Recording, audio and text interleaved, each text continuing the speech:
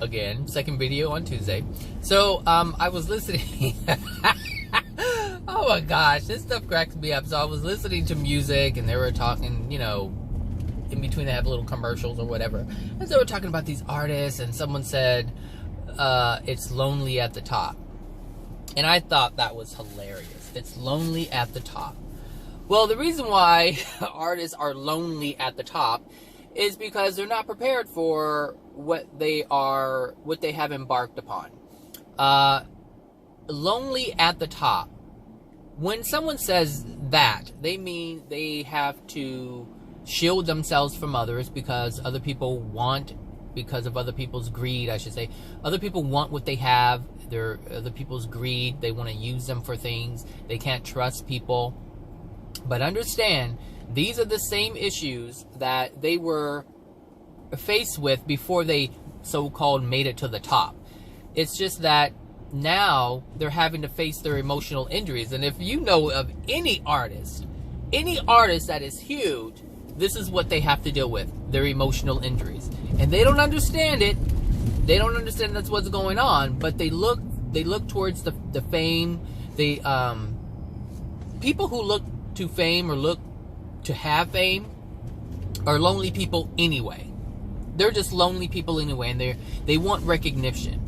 And this is what they get by the public. They get this from the public where, everyone wants to idolize them and they're like, oh, they're super fans and all this stuff, blah, blah, blah, right? But what happens is that because of that, it becomes overwhelming and they still have to deal with what they were dealing with before they made it to the top. So they were lonely, sad, miserable people before they were famous. And then they get famous and they're still sad, lonely, miserable people. And you can't escape it because you can't escape your soul. So it doesn't matter if you have money or if you don't. If you, it doesn't matter what it is. It doesn't matter what it is. You're still going to have the same emotional injuries show up in your life. You're just going to have it in a different setting. That's it. So, you can be poor and feel like, your life is miserable. But once you have money, your life is still going to be miserable. Because your emotional problems are still there. Like, money doesn't take away the emotional problems. Now, they can give temporary fixes. They can give temporary relief. But you need a lot of money to sustain that. And the thing is, the longer you sustain that denial, the more intense your emotional injuries. The more intense your law of attraction is from your emotional injuries. Because that which we deny must be brought to light. And so the universe's responsibility is to bring forth that which you hold within your soul. So they'll complain when they didn't have money, and they'll complain when they have money. It doesn't matter what it is. It's going to show up. So just know that, you may say, my life would be better if I had money. And it really wouldn't. I mean, it just wouldn't. Trust me, when I worked at Wendy's, I had the same problem that I have now, and I make way more money than I did when I worked in fast food. So, but the problems are still there. I still deal with the same emotional injuries that were present when I was younger. You just can't escape it. But these people who claim, it's lonely at the top, like I said, they were lonely beforehand.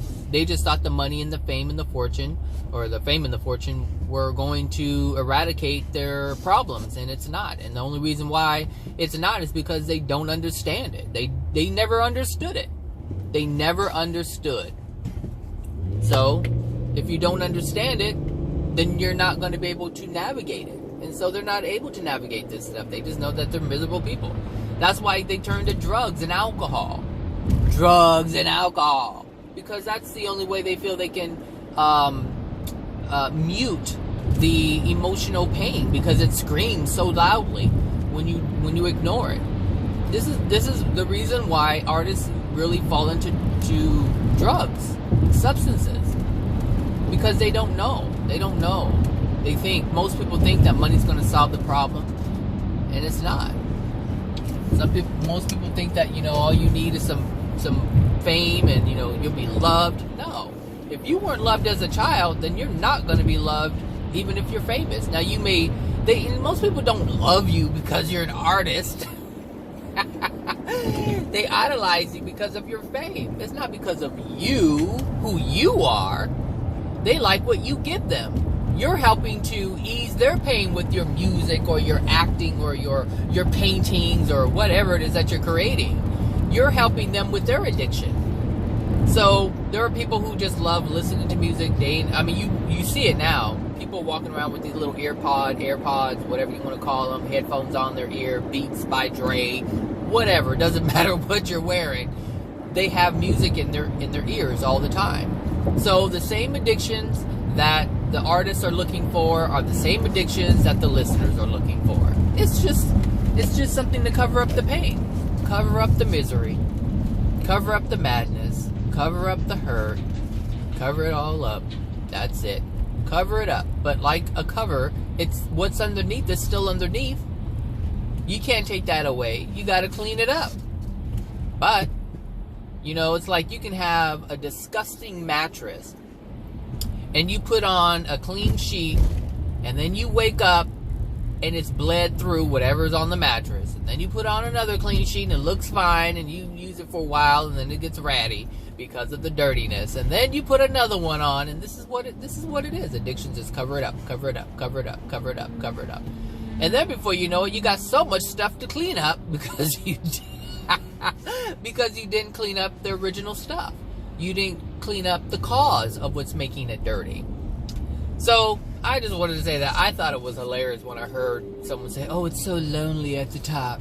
It's so lonely here." But that's what you wanted. You wanted it because you went for it. Nobody forced you into doing it. This is what you asked for. And now you're saying it's lonely? Boo-boo, you were lonely before you did it, which is why you did it. You thought it was going to cure the problem, but it didn't cure the problem. Oh my gosh, that is too much for me. When I think about doing things in life, I don't think about running away from it. I understand that I can do many things with my willpower, but no matter what I do,